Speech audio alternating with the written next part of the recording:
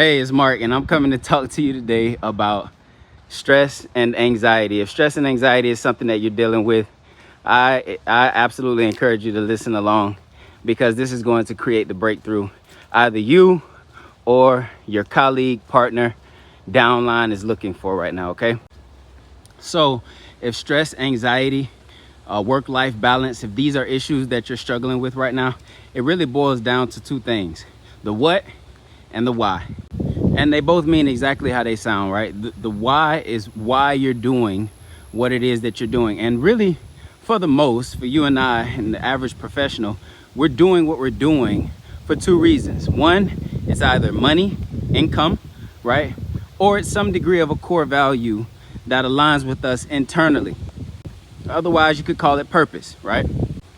Now, if your first why is for profit or money or income, then the issue that we would naturally deal with is that you have no control over that.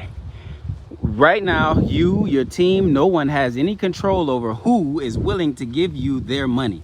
You have zero control over who's willing to part with their hard-earned cash and give it to you. And so naturally, this creates a lot of unknown variables. So of course, you're going to be stressed if the things that you are trying to attain are out of your control. That would naturally bring stress to any man or woman, right? And not to mention, if you go through, putting together strategies and getting other people involved in labor and time, energy, effort, thought power, resources, relationships that go into actually delivering on this, of course it'll create anxiety. Of course it'll create stress if you have no end in sight. And this is important. Why? Because the reality is, regardless of whether you're doing it for profit or for purpose, you're going to have to work. That's a given. You're going to have to do the work, right? But this is what makes the why so critical. Sorry about the wind.